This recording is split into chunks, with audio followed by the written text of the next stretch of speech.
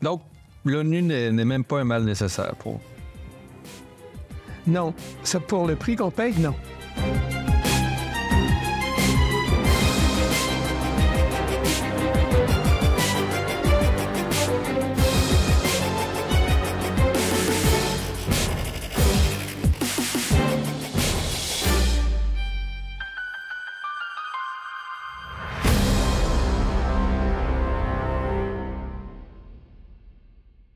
André Sirois, bonjour. Bonjour. Merci d'avoir accepté notre invitation. Vous êtes avocat auprès de l'ONU, vous avez été haut fonctionnaire des Nations unies. Et aujourd'hui, justement, on va parler de l'ONU. On va se demander si cette organisation est encore utile en 2023, parce que vous avez publié quand même quelques textes assez critiques de de l'organisation à laquelle vous appartenez. Par où commencer, André Sirois? L'ONU, 78 ans après sa fondation, est-ce que ça fonctionne bien? La réponse à ça, c'est non. Ça ne fonctionne pas du tout et ça ne donne pas de résultats. Et ça fait 78 ans qu'on attend des résultats. Il est peut-être temps de faire une pause et de se demander si ça sert à quelque chose. Moi, je suis convaincu que la réponse est non. Et je pourrais en faire la démonstration, mais je ne prétends pas tout connaître au sujet des Nations unies. Et si d'autres ont d'autres réponses ou veulent appuyer ma réponse, très bien. Et quand même, vous avez mis sur pied le tribunal international pour le Rwanda, le tribunal Tecumseh. Vous avez une véritable expérience de l'ONU. J'imagine que vous vous êtes perçu un peu comme un hérétique auprès de vos collègues. Dire que l'ONU est inutile ou que, du moins qu'elle est dysfonctionnelle aujourd'hui, ça doit vous valoir quand même pas mal de critiques, non? Bien, c'est surprenant. Je veux dire que j'aurais pensé comme vous que ça allait m'attirer des tomates et puis plus rapidement que je pensais. Et c'est pas le cas. Il y a plein de gens, surtout de mes ex-collègues qui sont à la retraite, qui communiquent avec moi pour m'appuyer et me fournir des éléments. Parce que le problème est clair et des gens de bonne foi le reconnaissent facilement. Ceux qui ne le reconnaissent pas, c'est des gens qui font de l'argent là-dedans ou des gens qui se sentent liés par l'autorité. Parce que ce qu'il faut comprendre, c'est que les Nations unies, c'est une organisation qui comprend 193 États, mais la plupart de ces États-là sont des États dictatoriaux, disons poliment autoritaires. Alors, les fonctionnaires qui sont là représentent leur État et ont des lignes de parti, ont des lignes de déclaration et s'en tiennent à ça. Et c'est des gens qui respectent l'autorité, qui ne sont pas critiques et surtout qui n'ont pas envie de voir des gens qui se considèrent citoyens, payeurs de taxes, qui sont prêts à examiner pour savoir si on en a pour notre argent. La réponse à ça, c'est non. On n'en a pas pour notre argent. Vous pouvez être sûr de ça. Et donc, pourquoi l'ONU n'a-t-elle pas plus de succès? Bon, vous dites, en coulisses de l'entrevue, vous me disiez que un grand nombre de missions de l'ONU n'avaient pas accouché de succès. C'est-à-dire que vous nous dites que c'est assez temporaire, le maintien de la paix. Pourquoi, dans le fond, quels sont les principaux reproches que vous adressez à l'ONU, en gros? Il y a 2-3 éléments qui font que ça ne fonctionne pas. La structure elle-même, la Charte des Nations unies, dans la structure, on crée un Conseil de sécurité. Par opposition, disons un mot de la Société des Nations qui a précédé les Nations unies. Ouais. Dans le cas de la Société des Nations, le reproche, ça a été un échec monumental. Et le reproche qu'on ferait, c'est que c'était seulement de la parlotte. Il n'y avait rien d'autre. Et puis, à mon avis, à moi, aux Nations unies, en ce moment, on n'a pas fait beaucoup plus que ça. La Société des Nations. La Société des Nations, c'est seulement de la parlotte. Ça, tout le monde reconnaît que c'est un échec monumental. Il y a même une liste des échecs de la Société des Nations. Les Nations unies, quant à moi, c'est pas mal la même chose. La seule différence, c'est qu'il n'y a personne qui a pris la peine de faire une évaluation indépendante des actions des Nations unies pour voir si ça avait donné des résultats positifs. Et dans certains cas, je maintiens que ça n'a pas donné de résultats du tout. Et parfois, des résultats peut-être pires que si les Nations unies n'avaient rien fait. Et ça, il n'y a personne qui veut le voir, il n'y a personne qui veut le dire, et tout le monde nous dit de continuer à payer et à jeter de l'argent dans ce gouffre financier qui ne donne pas de résultats, il faut bien le voir. Oui, la question du gaspillage vous interpelle beaucoup. Oui, il y a ça, mais c'est vrai que c'est pas la seule question. La vraie question, c'est est-ce que le rêve des Nations unies est traduit dans la réalité ou se traduit dans la réalité. Et malheureusement, ce n'est pas le cas. Les gens de l'extérieur veulent tellement croire à ce rêve-là qu'on ne peut pas, on peut difficilement les convaincre que ce n'est pas la réalité. C'est un peu le rêve du gouvernement mondial, en quelque sorte, là, le projet de paix perpétuel de Kant. Certains ont pensé ça. Ça c'est une gouvernance mondiale embryonnaire, là. C'était perçu comme un risque, d'ailleurs. Ça, je dois dire en toute justice, pour les gens qui m'ont précédé, que l'idée de gouvernement mondial, il y en a qui voyaient ça comme une bonne chose. Évidemment, tous ceux qui pensaient qu'ils seraient la tête du gouvernement mondial trouvent que c'est une bonne chose, puis les autres qui ne pensaient pas avoir de poste là-dedans ne trouvent pas que c'est une bonne chose. Puis, mais c'est beaucoup plus grave et beaucoup plus sérieux que ça. Et curieusement, il y a un Canadien là-dedans qui a eu un rôle très important pour nous amener près de ce rêve-là. C'est un type qui s'appelle Maurice Strong, un ami de Pierre-Éliott Trudeau, dont je ne parlerai pas plus que ça, mais pour ceux qui s'intéressent, il a publié tout un livre au sujet de cette expérience-là. Et c'était quelqu'un, il faut bien le dire, quelqu'un de très corrompu et qui a fini ses jours en Chine, ou grassement payé par les Chinois. Bon, c'était l'idée du gouvernement mondial. Mais je pense que beaucoup de gens aux Nations unies n'étaient pas nécessairement favorables à ça ou ne rêvaient pas de ça. C'est des gens qui rêvaient plutôt de la paix dans le monde, mais la paix dans le monde, ça ne vient pas gratuitement et puis ça n'arrive pas spontanément. L'idée de réunir ensemble des gens de 193 pays, c'est le nombre de pays en ce moment, 193 États plus exactement, et l'idée que ça va donner des résultats positifs, c'est un énorme mensonge. À cause des rapports de force et des dissensions culturelles. Tout ça, tout. Toutes les raisons sont bonnes et on voit toutes les raisons là, qui vont... En gros, les gens ne peuvent pas s'entendre. En gros... C'est pas nécessairement qu'ils ne peuvent pas s'entendre. Il y a ça aussi, et très, très clairement. C'est la politique. Mais dans certains cas, il y a des gens qui, culturellement, ne peuvent pas fonctionner ensemble. Je dirais, moi, c'est une observation que je me suis faite. Je ne prétends pas que c'est un jugement définitif. Mais en gros, quand on travaille aux Nations unies, on s'aperçoit assez facilement qu'il y a 3 types de fonctionnaires dans le monde, à peu près. Il y a des fonctionnaires, comme donnons ça au Canada, Canadiens français, Canadiens anglais, même Canadiens anglais, qui sont prêts qui considèrent qu'ils sont au service de la population. Les résultats sont plus ou moins bons, mais les résultats sont là, puis il faut le reconnaître. On doit tendre vers ça, en tout cas. D'un autre côté, vous avez des fonctionnaires qui considèrent qu'ils représentent l'État, que c'est eux qui décident et que le reste de la population doit se soumettre et s'écraser. Et ça s'arrête là. Ça, tous les gouvernements autocratiques ont cette tendance-là, plus ou moins forte, mais dans certains cas, dramatiquement forte. Et d'un autre côté, il y a un autre groupe, puis comme vous voyez, je nomme pas de pays, mais je pourrais le faire. Il y a un autre groupe qui considère qu'être fonctionnaire, c'est distribuer des faveurs qu'on vend de préférence, mais c'est ça le rôle du fonctionnaire. Disons que c'est une observation que je fais, et si je m'inscrivais en sciences politiques, ce serait sûrement mon sujet de thèse. C'est que les gens n'arrivent pas à travailler ensemble malgré les efforts qui sont faits, parce que il y a des gens là-dedans, et il s'agit d'en avoir une seule personne, il y a des gens qui, dans certains cas, ont intérêt à ce que ça ne fonctionne pas, ou à avoir des résultats qui ne sont pas les résultats annoncés ou les résultats qui ont été l'objet de la décision. Bon, ça, c'est très fréquent. Mais le problème de départ, il faut bien le dire, on l'a vu encore récemment avec le cas de l'Ukraine, c'est le fait que par rapport à la Société des Nations, justement, on voulait pouvoir prendre des décisions, essayer de faire quelque chose. Et le Conseil de sécurité est là pour ça. On a créé un organe qui s'appelle le Conseil de sécurité, et c'est là pour ça. Sauf qu'à l'époque, on a donné, ou à l'époque, puis en complément par la suite, là, mais on a donné des droits de veto à 5 des grands pays qui sont là. 4 au départ, un 5e, la Chine par la suite. Et avec ces droits de veto, ces pays-là peuvent tout bloquer. Et c'est ce qui se passe constamment.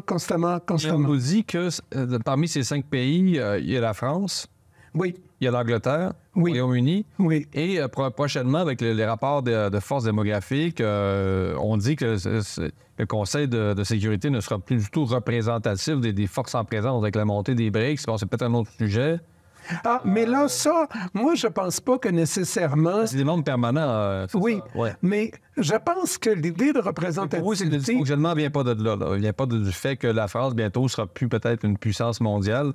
Je sais qu'il y a des critiques qu'on dit, par exemple, dans les pays émergents, qu'on se plaint de ce manque de proportionnalité, finalement. Oui, mais là, on ouvre une bien grande porte, Ouais, peut-être. puis on va pouvoir parler longtemps, parce Ouais, que peut-être, ouais. 193 pays, mais là, vous avez des pays là-dedans comme Vanuatu ou d'autres pays qui sont des grenailles comme ça, qui sont plus petits que des petits villages du Québec et qui ont le droit de vote aux Nations unies. Où est-ce que c'est le principe de base démocratique, un homme, un vote? Si vous acceptez un homme, un vote, là, tout à coup, c'est la Chine puis l'Inde qui prennent le contrôle. Est-ce que c'est ça qu'on veut? Ou bien est-ce qu'on veut que ce soit les pays qui payent, qui ont conçu les objectifs et qui payent pour atteindre ces objectifs? Il y a ça. Vous savez, moi, ce que je constate en ce moment, puis on le voit de plus en plus avec tous ces mouvements, toutes ces prétentions antiracistes, et ça va des ex-esclaves africains aux États-Unis jusqu'aux Indiens ici. Les gens nous disent que les Blancs sont absolument affreux, puis ont fait des choses épouvantables et sont de trop. Très bien. Je suis bien prêt à accepter ça. À ce moment-là, rendez-vous-nous toutes nos inventions. Il ne vous restera plus rien. Il ne restera plus de voiture, plus d'électricité, plus de médecins, plus de sciences, plus rien. Vous allez être là, sous la tente, sous un sapin.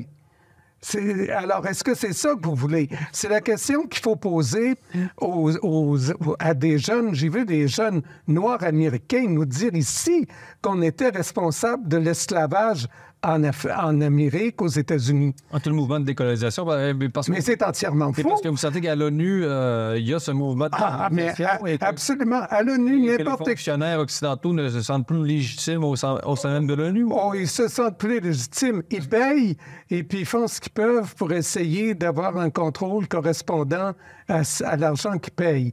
Puis ils sont pas capables d'avoir ce contrôle-là. Ils sont de moins en moins capables. Mais d'un autre côté, les gens qu'ils ont devant eux sont des gens qui sont, de mauvaise foi et qui font des affirmations entièrement fausses et non fondées. L'esclavage aux États-Unis, personne maintenant, les Nations unies, justement, ont fait un monument pour l'esclavage, mais l'esclavage transatlantique. Il n'y a personne qui a dit qu'en Afrique, il y a de l'esclavage depuis 2000 ans, que pendant 900 ans, avant que les Blancs viennent acheter les esclaves, les Africains, les chefs africains vendaient des esclaves aux musulmans. Pendant 900 ans. Donc, personne ne mentionne ça. Personne ne mentionne... Parce que vous trouvez que l'ONU se fait la voix de ce mouvement politiquement correct, woke, disons-le, à son réseau? Vous sentez qu'il y a ça à l'ONU, là? Dans certains cas. À l'ONU, depuis le début, il y a des réseaux et des conflits de réseaux. De toutes sortes. Moi, je dirais que les deux grands types de réseaux, c'est les réseaux religieux et les réseaux militaires. Les réseaux militaires, à mon avis, sont moins apparents maintenant. Ça se fait plutôt par l'intermédiaire des pays de ces militaires-là. Mais même là, dans certains cas, les militaires peuvent mettre le pied sur le frein à un moment donné. Mais les groupes religieux ont une puissance de nuisance extrêmement forte. C'est-à-dire qu'ils ne peuvent pas... Les lobbies à l'ONU, c'est des groupes religieux. Comment ça fonctionne? L'ONU ne fonctionne que par des lobbies. Musulmanes, chrétiennes, quelles sont-elles, ces associations? C'est très difficile à identifier parce qu'il y en a qui sont ouverts. On imagine l'ONU comme une machine administrative assez pure, là, bon, qu'on ne peut pas vraiment critiquer. Donc là, vous dites l'ONU est la proie de nombreux lobbies, d'abord. Absolument, depuis toujours. Je pense qu'on peut imaginer que c'est normal, mais depuis toujours. Et ces lobbies-là sont tellement puissants que dans certains cas, il y a des... Religieux? Le lobby religieux, mais parfois étonnant. Financier, sans doute, mais je dirais qu'on en parle moins ou on les voit moins. C'est évident que si quelqu'un a le magot quelque part et dit non, on ne se paye pas, ça va jouer un rôle.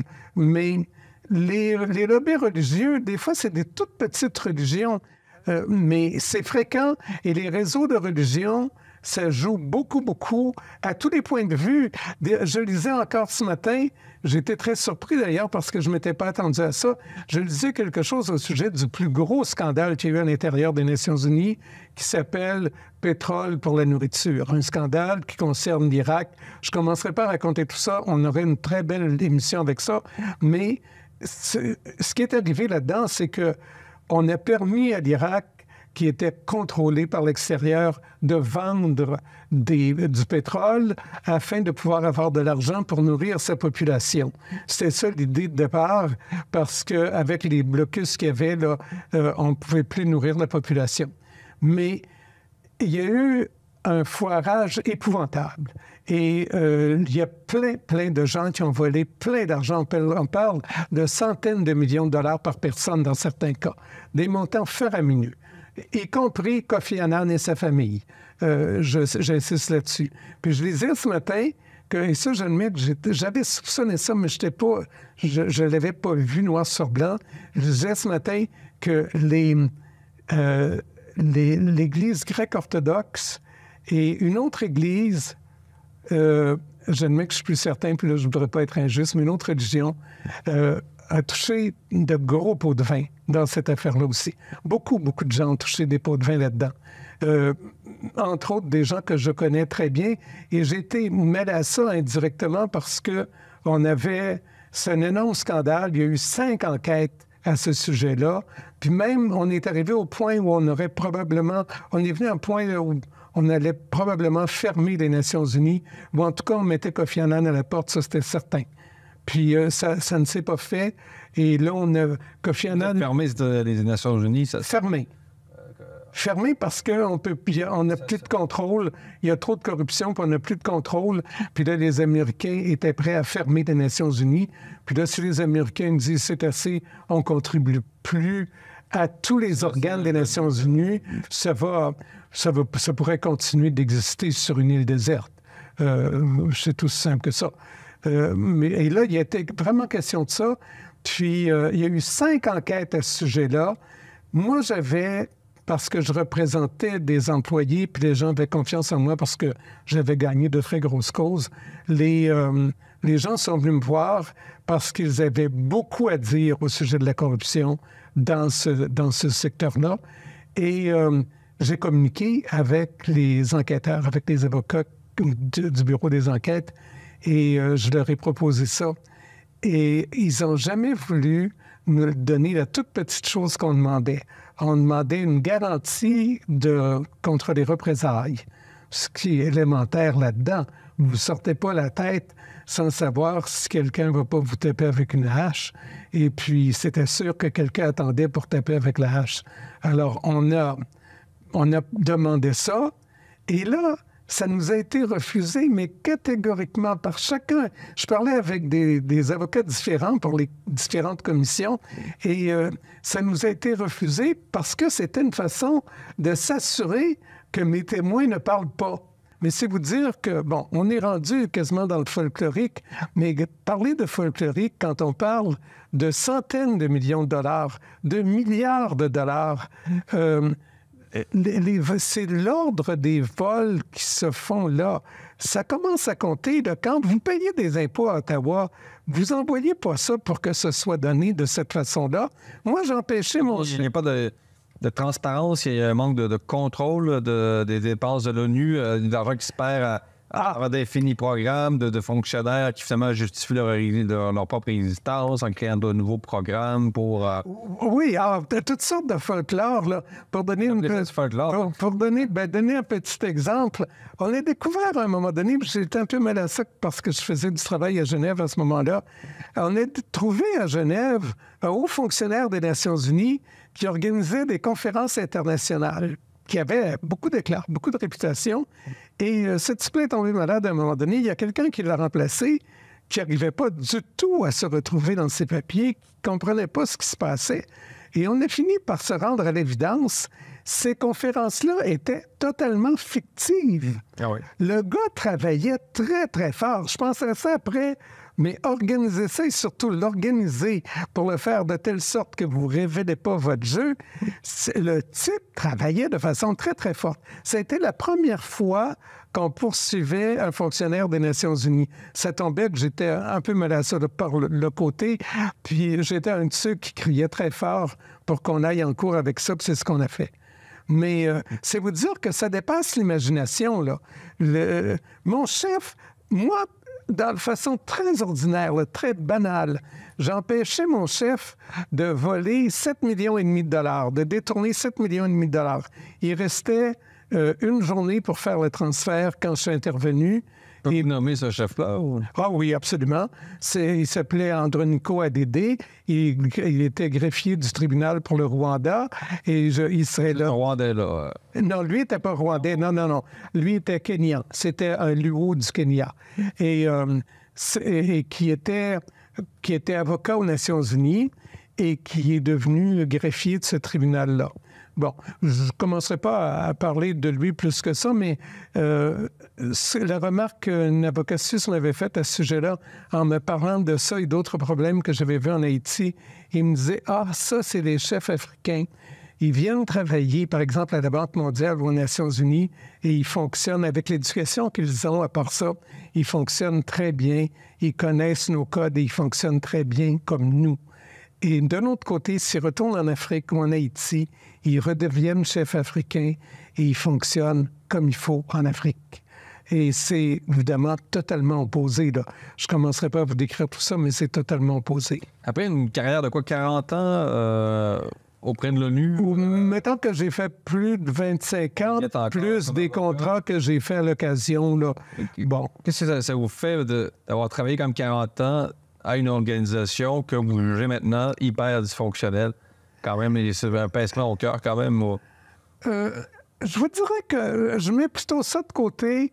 Je me suis posé cette question-là il y a longtemps, dans les premières missions que j'ai faites, où je voyais... Dès les premières missions, vous sentiez que l'ONU était relativement inefficace. Que ça donnait rien. Et que vous étiez là, vous-même peut-être jeune, vous aviez une vision de l'ONU plus idéaliste avant même... Que c'était fictif, oui. Ah oui, que c'était...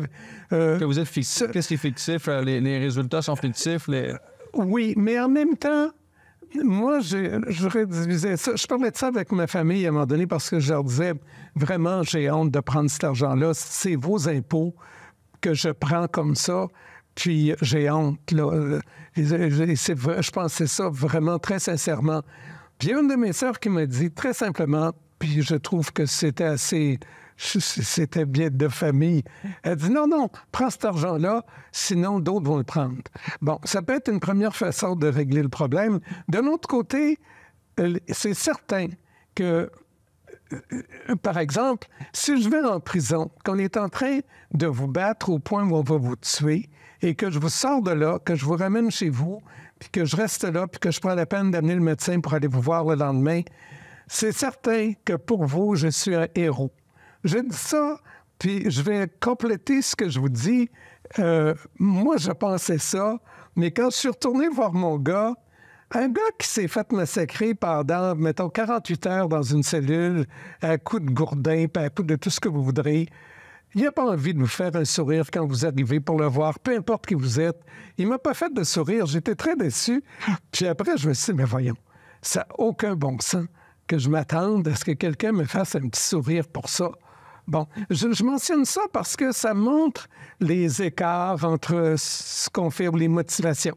Moi, je me dis, les gens que j'ai aidés, même si c'est une poignée de personnes, il y a des gens que j'ai aidés, ça je peux en témoigner, et les gens que j'ai aidés, ou les démarches que j'ai faites, par exemple, pour bloquer la corruption aux Nations unies, et là, ça, je pourrais vous en parler longuement, à un moment donné, j'ai empêché un vol de 45 milliards de dollars. Je vais le répéter, 45 milliards de dollars, la caisse de retraite des employés des Nations unies. On était deux. Ça a été documenté? Est-ce que c'est sûr? Abondamment, il y a eu des réunions publiques, il y a eu une démission. En gros, je dirais autour de 2001, probablement, quelque chose comme ça. Mais donc, c'était une tentative de vol du fonds de pension des employés de l'ONU? C'était pas...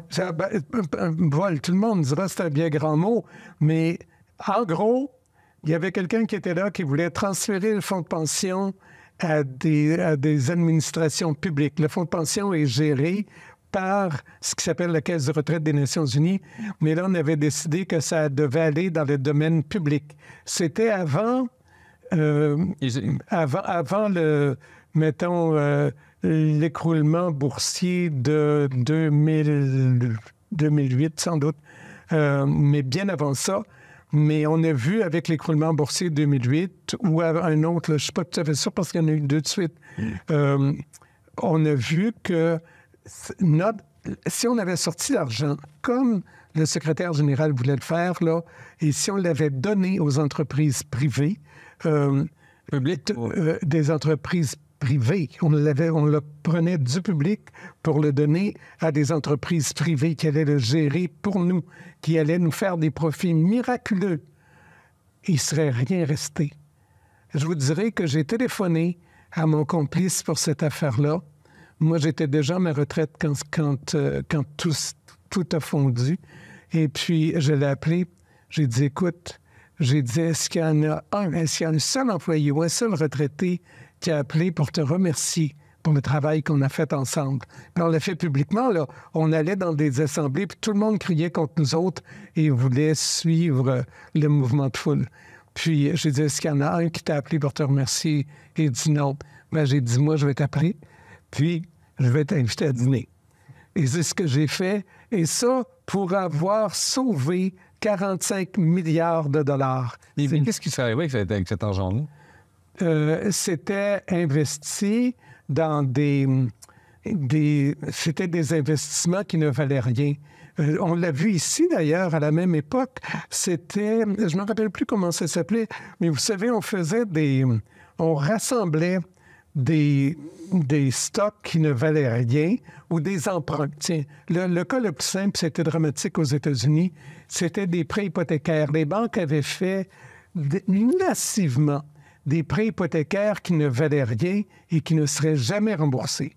Et là, si on prenait prêt par prêt, si la banque ou l'investisseur prenait ça prêt par prêt pour l'examiner, il pouvait voir que j'avais pas assez d'argent pour payer un appartement de 5 millions de dollars et il pouvait décider qu'il ne voulait pas investir là-dedans. Mais ce qu'on faisait, c'est qu'on prenait ça, puis on faisait des saucisses avec. On faisait un beau paquet de saucisses high grade avec ça et on vendait ça à la bourse en disant ça s'appelle le fonds miraculeux. Et votre fonds miraculeux va faire plein d'argent un jour, bientôt. On vous garantit ça, on vous le promet. Et ça n'a pas marché parce qu'il n'y avait rien là-dedans. Je ne vous dirai pas clairement ce qu'il y avait là-dedans. Vous pouvez l'imaginer. Il n'y avait rien là-dedans. Et ça, 45 milliards de dollars, et je veux compléter ça, en ce moment, la Caisse de retraite des Nations unies vaut 85 milliards de dollars grâce à nous. Grâce à nous, normalement, là, le type qui avait organisé tout ça, qui était le responsable des finances des Nations unies à ce moment-là, avait déjà fait quelque chose de semblable dans un des États du Nord-Est américain. Je ne me rappelle plus quel État, peut-être le Connecticut. Et puis, ça avait été fait de façon tellement scandaleuse. Ils avaient pris la caisse de retraite des employés puis ils l'avaient envoyé dans le domaine Vous privé. décrivez des niveaux de corruption qui sont invraisemblables là, pour une organisation de la réputation de l'ONU. C'est quotidien. C'est ordinaire. Si vous vous Je comprends très bien que les gens n'imaginent pas ça. Je comprends très bien. C'est tout le problème. C'est que les gens ne veulent pas... Le degré de corruption de l'ONU serait de loin supérieur au niveau de corruption qu'on peut observer dans les organismes publics au Canada. Là. Ah oui, disons, pour être complet, le niveau de corruption accepté ou toléré, il n'y a aucune comparaison. Aucune comparaison. Pour des raisons Bon, parce que l'ONU est une organisation intouchable, parce qu'elle incarne le progrès, le vivre ensemble à l'échelle planétaire, et parce que, bon, pour des raisons administratives, mais aussi parce que on refuse il n'y a pas de reddition de comptes auprès des gens qui... C'est très difficile de résumer ça rapidement, mais première chose, l'ONU, c'est un rêve, puis les gens ne veulent pas cracher sur leur rêve. Alors, les gens ne veulent pas que ce soit vrai. Ils ne veulent pas entendre ça. Encore, c'est assez drôle, on me parlait du fait que je suis allé à Strasbourg récemment. Il y a une avocate qui me dit exactement ça. Je parlais de quelque chose comme ça, puis elle dit « Non, je ne veux pas entendre ça. » Puis j'ai essayé de... Vous avez déjà dit ça, des réflexes comme ça. Oui, non, je ne veux pas entendre ça. Non. Votre témoignage. Oui, exactement. Et c'était pas agressif. Elle ne voulait pas entendre ça, c'est tout. Et puis, il y a ça. Et il y a le fait aussi qu'il y a des gens qui retirent de l'argent là-dedans, qui en profitent beaucoup. Il y a le fait qu'il y a beaucoup de fonctionnaires qui s'écrasent devant l'autorité et beaucoup de fonctionnaires aussi, les Français notamment, qui considèrent qu'il ne faut pas dénoncer ça parce qu'on nuit à l'image des Nations unies et que si on veut que les Nations unies servent à quelque chose, il faut croire à l'idéal. Il y a tout ça, plus le fait qu'à un moment donné, les organismes qui sont chargés du contrôle ne font pas ce contrôle-là.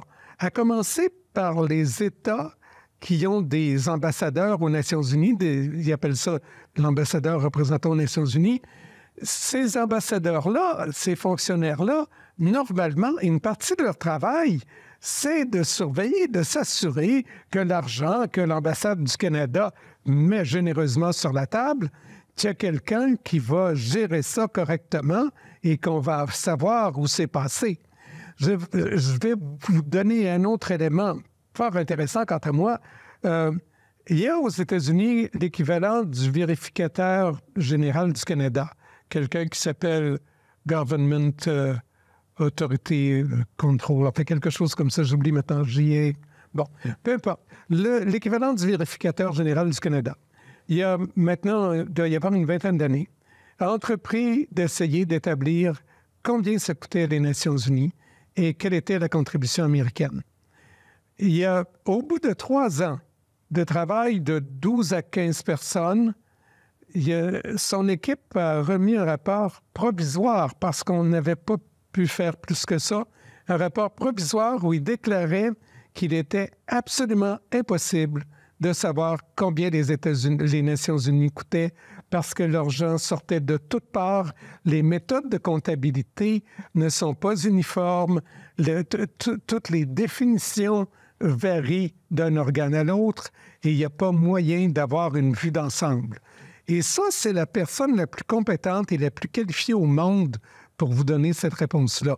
C'est ça sa réponse, que non, on ne peut pas... Bureaucratie... Hors de contrôle. Hors de contrôle. Ben, comme beaucoup de bureaucratie, là, mais à une autre échelle quand même. Voilà, parce qu'on parle, je vous répète, on parle de milliards de dollars à un moment donné. Là, on n'est plus dans les centaines de millions, on parle de milliards.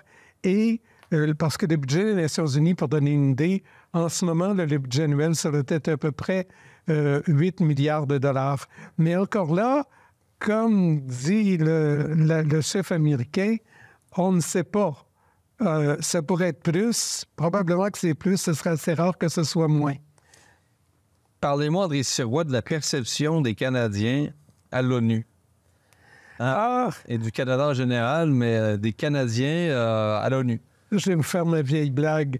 Quand on me présentait comme Canadien, que les gens me disaient « Ah, t'es Canadien, j'aime beaucoup les Canadiens. » Puis je répondais toujours d'un ton très bête, « Oui, on est très naïf. » Et c'est exactement le mot qu'utilise tout le monde diplomatique pour parler de la diplomatie canadienne. On est naïf, on est comme il dit en anglais, babe in the woods. On est des enfants dans le bois. On est naïfs, naïfs, naïfs. Les gens croient n'importe quoi et disent n'importe quoi aussi, ce qui est bien malheureux. L'ambassadeur qui est là en ce moment, qui est ambassadeur aux Nations Unies, Ambassadeur du Canada. aux Nations Unies, fait une déclaration officielle pour condamner une loi adoptée légalement par le gouvernement du Québec. Seulement ça aurait justifié Sur toutes les questions linguistiques. Là. Je ne me rappelle plus, 96, je me rappelle pas du nom de la loi. Oui, la loi 96. Oui. Ouais. Ça peut être la laïcité. Seulement ça, là, n'importe quel autre pays aurait rappelé son ambassadeur immédiatement. Là. Il n'aurait pas eu le temps de ramasser ses claques pour partir. Personne au Canada a réagi à ça. Personne au gouvernement canadien a réagi à ça. On fait rire de nous, on fait rire de nous, on fait rire de nous constamment. À un moment donné, quand j'étais en Haïti, je voyais des gens voler de l'argent canadien. C'était vraiment de l'argent canadien. Ça n'avait aucun bon sens. On payait pour tout ça. Et je me suis tellement plaint auprès du fonctionnaire. Il y avait à ce moment-là un fonctionnaire canadien haut placé qui avait été aux affaires étrangères longtemps, un type que j'aimais beaucoup, qui était chargé de garder un lien avec les Canadiens qui travaillaient dans les organisations internationales. Bon, il s'assurait qu'on avait les postes qu'on devrait avoir, que tout se déroulait normalement, que le Canada était bien traité. Il faisait un travail exemplaire. Je vous dirai en passant que malheureusement, avec le temps, on a fini par beaucoup parler ensemble, avec le temps, il est devenu convaincu, lui aussi, qu'il fallait que le Canada se retire des Nations unies. Et quand il a commencé à parler de ça, puis c'était le diplomate par excellence. Il a fait ça avec des gants blancs, c'est sûr.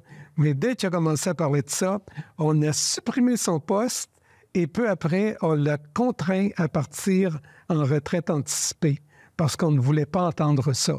Pas parce qu'il avait tort. Il n'y a personne, je sais parce que j'en ai parlé longuement avec lui, il n'y a personne qui lui a sorti un argument pour continuer à rester aux Nations unies. On ne voulait pas entendre ça. Point.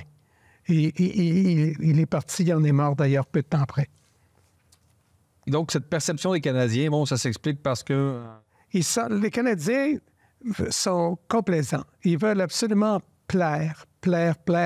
L'objectif dans leur vie, c'est de se faire dire qu'ils sont aimés. C'est le grand objectif de leur vie. Ils sont prêts à se rouler à terre pour que vous leur disiez qu'ils sont bons. C'est humaniste, c'est pacifiste, C'est stupide. Le mot utilisé en diplomatie, c'est naïf. Mais l'équivalent de ça en langage courant, c'est stupide. Et on est considéré comme stupide, je suis prêt à le répéter n'importe quand. Et c'est malheureusement le cas. Donc, Canadien anglais et Canadien français, c'est le Canada au complet. Là. Il y a des nuances là-dedans, puis il y a des périodes aussi. Moi, je vous dirais que... Le Canada n'est plus ce qu'il était sur la scène internationale. On n'a plus tout leadership en grand-chose. Et puis, c'est assez curieux parce que il faut quand même que je dise une chose qui est importante quant à moi, puis ça fait un grand bout de temps que je fais une campagne pour ça.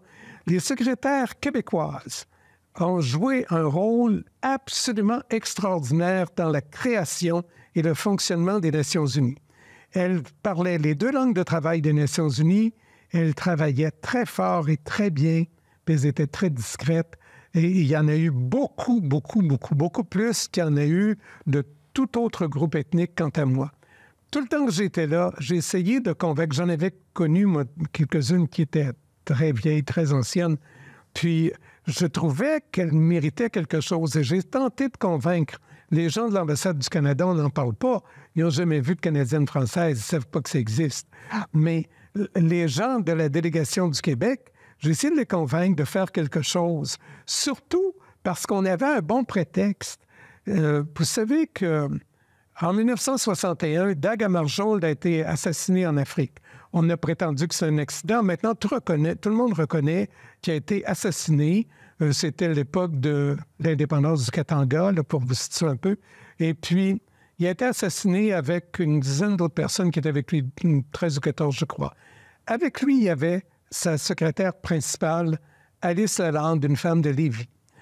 moi, presque depuis ce temps-là, ou en tout cas depuis que je connais l'histoire de l'Islande, que j'essaye de faire reconnaître qu'elle a été assassinée là-dedans, et j'essaye de voir quelque chose pour elle. Elle m'a jamais rien demandé, je la connaissais pas. Je sais qu'elle a fait une carrière exemplaire, j'ai un CV que je peux vous montrer. Puis, je trouve que ça, c'est quelque chose dont on doit être fier et que le Québec, sinon le Canada, le Québec devrait être fier et faire reconnaître ça. Bon, ça ne s'est pas fait. Par ailleurs, si on saute complètement à autre chose, on a fait beaucoup de bruit, beaucoup de tapage avec l'idée de Pearson, l'idée de la force de maintien de la paix. Ouais, bon. Les gens parlent de ça aussi. Le concept de sécurité, hein, c'est ça? Oui. Ouais, hein? Les gens parlent de ça et... La sécurité des personnes, parce qu'on est passé avec Pearson du concept de sécurité nationale au concept de sécurité des personnes. C'est pas un peu l'idée qu'il y avait amené? C'est possible. J'admets qu'il faudrait que je relise un peu à ce sujet-là, mais... Il était innovant, Pearson, en matière de sécurité des personnes. Oui. Ça, il n'y a aucun doute. Et c'était une très bonne intention. C'était aussi une bonne idée parce qu'à la limite, on va dire, il vaut peut-être mieux ça que rien d'autre. Bon. Mais d'un autre côté, et pour quelqu'un de pratique, là, en vérité, c'est rien du tout. Parce que si un tuyau qui crève dans votre cave, puis que j'y vais, puis que je mets mon doigt sur le tuyau, ça va vous rendre service un bout de temps. Mais je ne peux pas rester là 30 ans. Il faut régler le problème. Et je ne règle pas le problème en mettant le doigt sur le tuyau. Le problème est là. Parce qu'il y a des missions de paix comme ça qui ont duré, qui durent encore depuis 30-35 ans. Celle au sud de l'Algérie, par exemple, au sud du Maroc plutôt. Il y en a en Afrique comme ça. J'ai été reporter de guerre en 1963-64 à Chypre. Les gens sont restés là 35 ans. Je veux dire qu'il y a le ministre des Affaires étrangères du Canada qui a décidé à un moment donné, 30 ans plus tard, c'est assez, on ne fait plus ça. Parce que ce qui arrivait, et ça fonctionne encore, tout ça, c'est du théâtre. Alors, ce qui arrivait, c'est qu'on renouvelle la décision de garder la mission pendant 6 mois. De 6 mois en 6 mois. Alors, au bout de 5 mois, tout à coup, subitement, il y a un massacre épouvantable. Et là, quand j'étais à Chypre, j'avais l'habitude de dire aux gens, c'est la Chambre de commerce qui organise le massacre. Parce que c'est une rentrée d'argent frais. Alors, la mission des Nations unies, c'est une très bonne idée. C'est une grosse rentrée d'argent frais. Ça crée des emplois. C'est une très bonne idée. On est pour ça. Mais là, s'il n'y a plus de massacre, bien, il n'y a plus de raison d'avoir la mission. Alors, il faut un massacre de temps en temps pour justifier ça. Mais c'est épouvantable ce que vous dites, là. Et c'est la réalité. Je suis le premier à reconnaître que la réalité ne me plaît pas toujours, mais c'est la réalité. Le plus grand échec de l'ONU est-il, selon vous, la paralysie des casques bleus au Rwanda en 1997? Pas du tout. On ne doit rien au Rwanda. On ne devait rien. Puis on n'a pas. Non. On doit rien au Rwanda. On n'a pas organisé ces massacres-là. Ça s'est fait malgré nous. Et on a été piégés par Kagame. Kagame est un bandit. Il a une mafia. Regardez en ce moment, j'ai reçu encore ce matin un article très intéressant sur l'instrumentalisation qu'il fait de la cause des femmes. Qui ça? Kagame, au Rwanda. OK. C'est un génie. Ce gars-là est un génie. J'étais là-bas, je savais que j'étais très en danger à cause de lui. Vous avez mis sur pied le tribunal international pour le Rwanda, mais vous pensez qu'il ne fallait pas intervenir, il fallait que les casques bleus s'abstiennent d'intervenir comme avec monsieur... les casques bleus ne pouvaient pas intervenir, les casques bleus ne pouvaient pas intervenir, c'est ce que disait la charte. Bon. C'est pas le symbole même de l'inefficacité de l'ONU, ça? Je suis le premier à reconnaître que peut-être qu'il faut un très bon débat à ce sujet-là. Peut-être qu'on aurait dû profiter de cette occasion-là pour faire un très bon débat. Parce que tout le monde s'est dit, bien là, si les casques bleus sur le terrain ne peuvent pas empêcher un génocide, mais à quoi sert l'ONU? C'est quand même là que la question est émergée le plus fort dans les... Je vais vous répondre en avocat. Je vais vous répondre en avocat des Nations unies parce que je sais que cette réponse-là a été donnée à répétition. C'est la différence entre l'article 6 et l'article 7. Il y en a un des deux qui permet l'intervention, puis l'autre qui ne permet pas l'intervention. Et puis, les casques bleus qui étaient là, ils étaient là en vertu d'un article qui ne leur permettait pas d'intervenir. Déjà, première chose. Mais ensuite, les gens qui étaient là n'étaient pas prêts à intervenir. Il y a des militaires qui étaient là dans les casques bleus qui ont couru se jeter dans l'avion pour partir les premiers. Ah oui? Il a fallu les sortir les armes à la main. Les films ne le montrent pas, ça, sur la question. Il a fallu les sortir les armes à la main. Je connais des gens qui étaient là, qui les ont sortis. Il y a plus, donc vous ne voulez pas intervenir. Tous les soldats ne font... Il y en a là-dedans qui ne voulaient pas, qui voulaient sortir de là le plus vite possible. Or, tiens, je vais vous raconter une histoire au sujet de Dallaire. Parce que, quant à moi, ça montre le caractère... caractère regrettable de Dallaire, disons.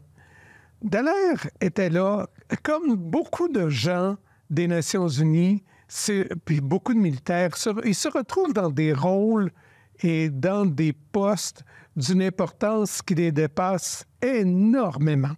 Ils n'ont pas la formation pour ce type d'affaires-là et surtout, ils sont projetés sur la place publique, ils sont projetés à la télé. On leur donne une importance qui dépasse leurs rêves les plus fous.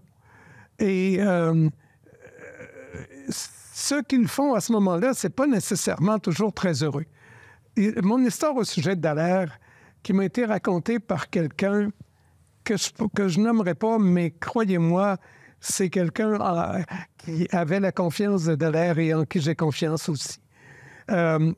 Dallaire lui a raconté à un moment donné qu'il allait regretter toute sa vie et mourir avec le regret de ne pas être intervenu plus rapidement, de ne pas avoir fait plus au début des massacres. Et il disait lui-même qu'il a téléphoné à des ministres du gouvernement qu'il connaissait bien et que les ministres du gouvernement lui ont dit « Ne vous inquiétez pas, on s'en occupe, on va prendre le contrôle, tout est sous contrôle, ne vous inquiétez pas, ne bougez pas. » Et Dallaire lui-même admet qu'il les a crus parce que c'était des types avec qui il jouait au golf. C'était ça le critère pour croire le gouvernement rwandais alors qu'il voyait les gens étendus à terre tout le long de la rue. Il les voyait, tout le monde les voyait. On a des vidéos en quantité sur ces massacres-là. C'est pas fait dans la plus grande discrétion, là. C'est pas fait en secret. Non, il les voyait, puis il appelait le gouvernement et il s'inclinait devant l'autorité de ce gouvernement. Mais est-ce qu'il avait de toute façon, est-ce qu'il est habilité d'agir de toute façon? Non. Non. Il a demandé quand même, il a communiqué avec Barry, qui est un autre Canadien qui était à New York, qui avait un poste important, puis il a dit non. Puis Mme Fréchette, même chose. Mme Fréchette a été mêlée à ça. Elle a été ambassadeur du Canada à ce moment-là. Bon, même chose. Mais il y a tout l'écart aussi entre le message que vous donnent les Nations unies et ce que les Nations unies vivent. Moi, quand je suis arrivé aux Nations unies, j'ai commencé à m'intéresser aux divers syndicats des Nations unies, qui ne sont pas des syndicats, mais ça, c'est une autre histoire. Et à un moment donné, je me suis aperçu qu'il y avait quelque chose qui ne marchait pas parce que, quant à moi, l'administration des Nations unies refusait d'appliquer aux Nations unies la Déclaration universelle des droits de l'homme. Et là, quand on m'a dit ça, je ne croyais pas ça. J'ai dit, mais ça se peut pas. On impose ça à la terre entière et on ne se l'impose pas à soi-même. Mais ça ne marche pas. Et là, je vais vous dire, la réponse qu'on m'a donnée, c'est venu des services juridiques. J'ai dit, mais comment ça se fait? Et on m'a dit, les Nations unies, ce n'est pas un pays. Alors, nous, comme Nations unies, nous n'avons pas adhéré à la Charte des Nations unies, ni à la Déclaration universelle des droits de l'homme, parce qu'on n'est pas un pays. Alors, on n'est pas lié par ça.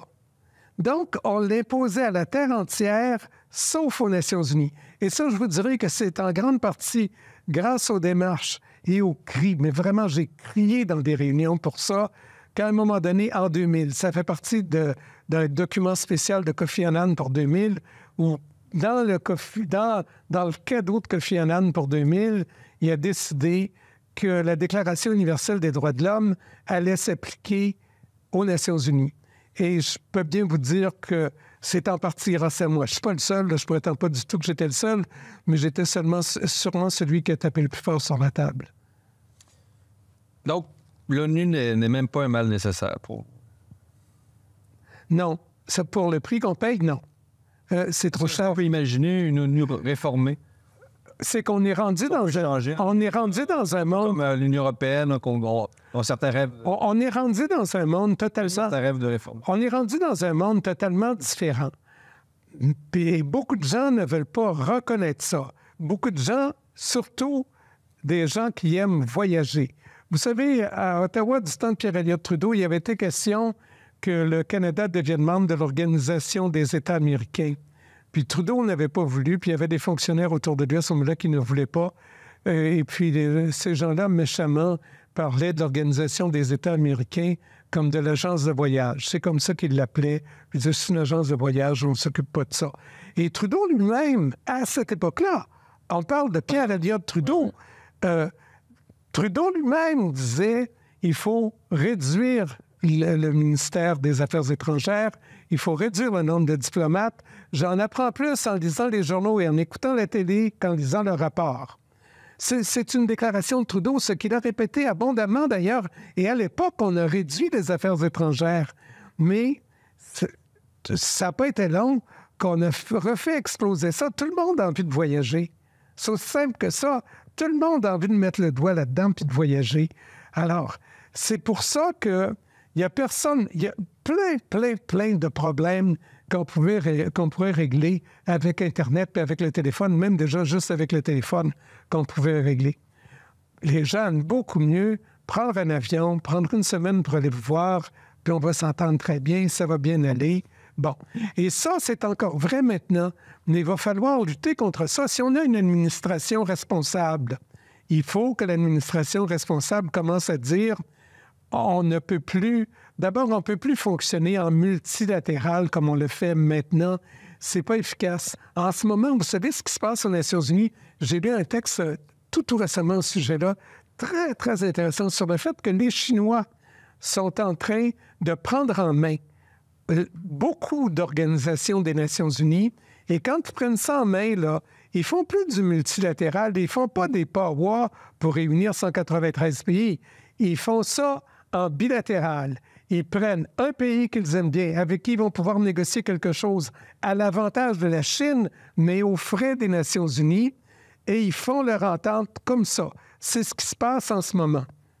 Et c'est ça, là, toute la démarche de la Chine.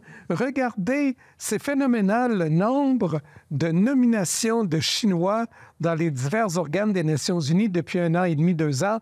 Ils sont en train de tout prendre ça en main. Puis après, on aura à régler des conflits entre la Chine et l'Inde. On ne sera même plus là, on ne sera même plus dans le décor, là.